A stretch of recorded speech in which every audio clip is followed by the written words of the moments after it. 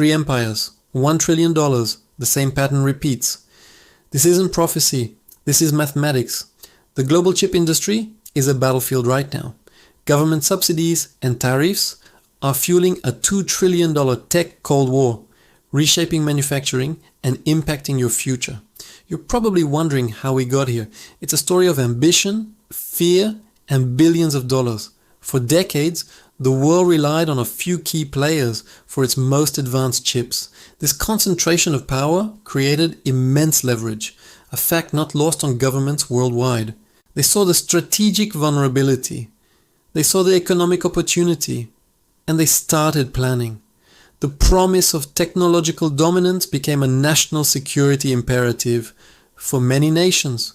This isn't just about making smaller, faster processors. It's about controlling the future. Remember this number, $2 trillion. That's the estimated scale of the global semiconductor market and its ripple effects.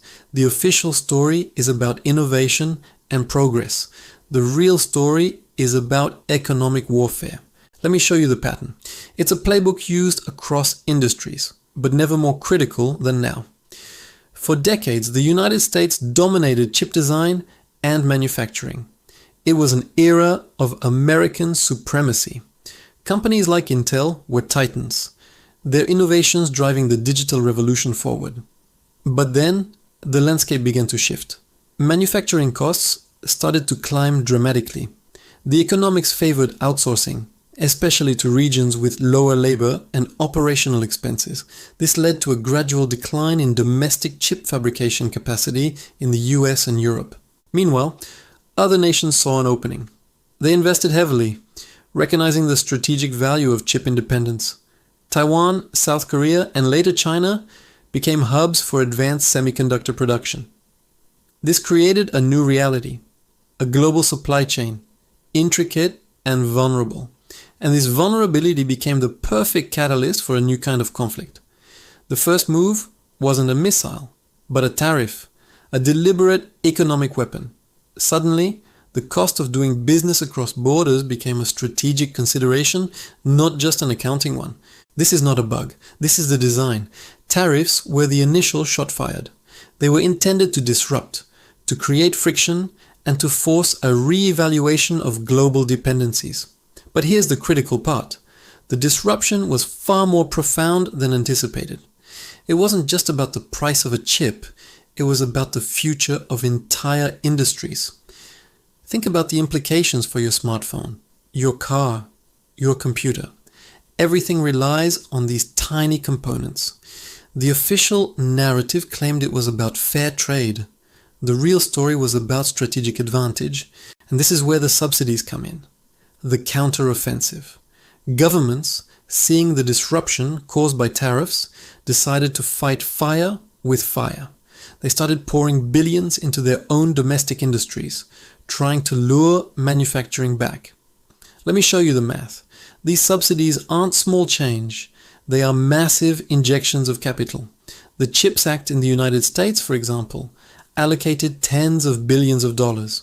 European nations followed suit, launching their own ambitious semiconductor initiatives. This is not a flaw. This is the feature. The game changed from free markets to state-controlled economies. Now you have a situation where national treasuries are directly funding corporate competition. This creates a distorted market, where the best technology doesn't always win. Instead, the companies with the most government backing, the most favorable subsidies, gain an edge.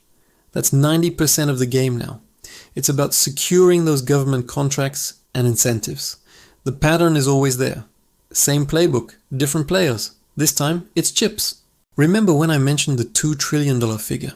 It's not just market size, it's the potential for disruption. This massive influx of state money is reshaping where and how chips are made. It's a race to build fabs, to secure supply chains, and to gain technological sovereignty. But here's the question nobody asks. Who truly benefits from this escalating conflict? On one side, you have nations pouring money into their domestic industries, aiming for self-sufficiency. On the other side, you have the existing giants trying to maintain their dominance amidst the chaos. And in the middle, you have the consumers, facing potentially higher prices and uncertain availability. The cost of not knowing this is significant. You're paying for it already.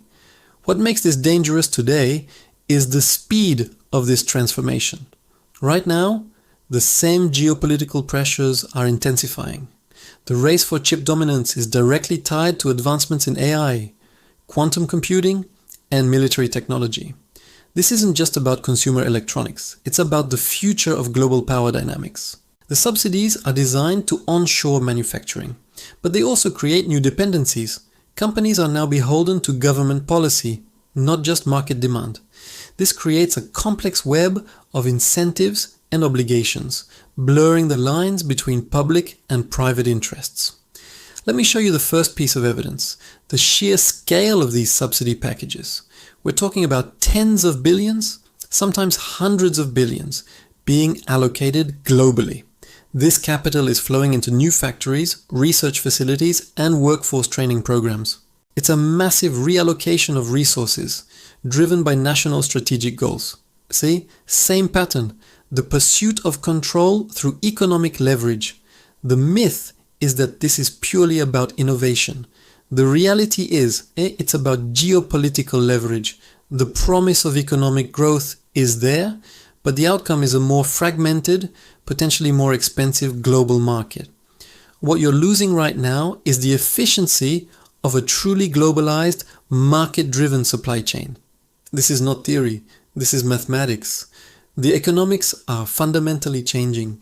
The CHIPS Act, for instance, aims to boost US manufacturing, but it also risks creating trade disputes.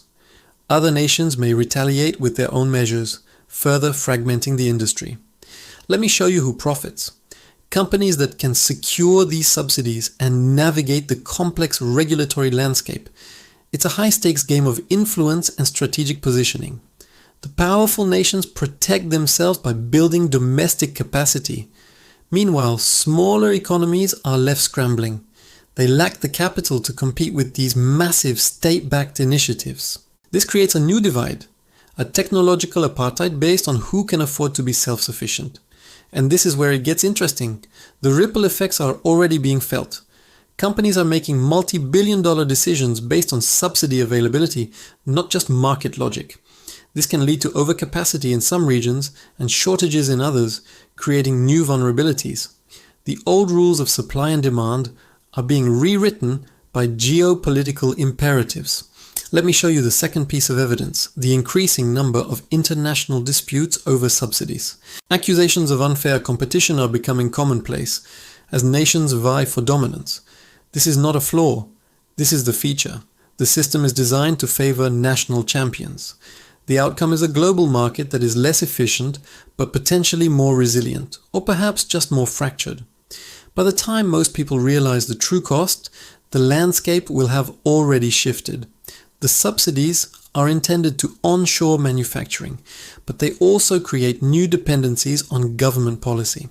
Companies are now beholden to political wins, not just market demand, a dangerous shift. The math says that artificially distorting markets rarely leads to long-term stability. Let me show you the third piece of evidence, the impact on smaller economies. Nations that cannot afford to subsidize their industries risk being left behind entirely. This creates a widening gap between the tech superpowers and the rest of the world. The pattern is always there. The powerful consolidate. The weak are left behind. This isn't prophecy, this is economics. The consequences are already unfolding. The myth is that this is about fair competition. The reality is, it's about strategic control. The promise of innovation is used to justify massive state intervention in the market.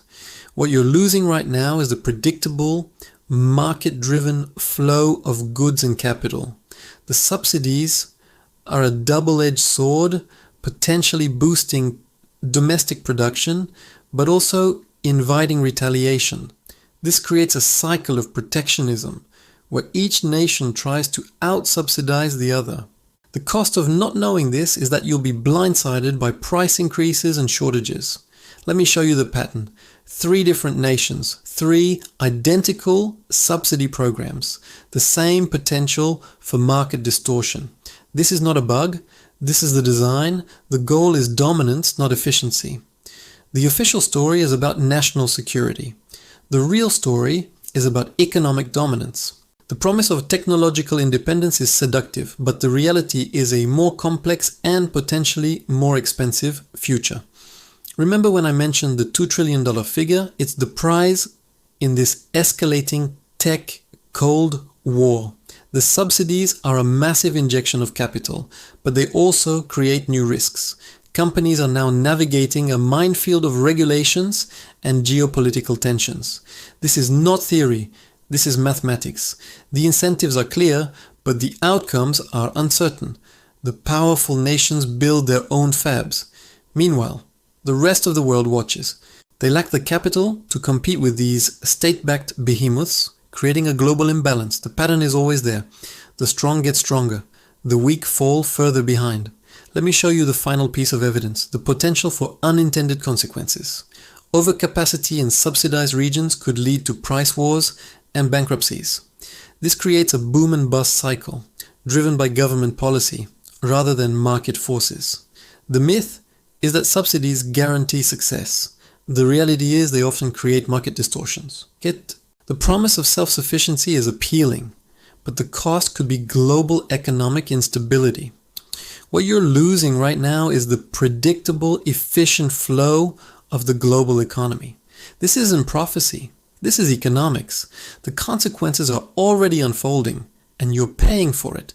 So what should you take from this? First, understand that national security is now inextricably linked to chip manufacturing. Second, realize that government intervention, while intended to protect, can create new vulnerabilities and market distortions.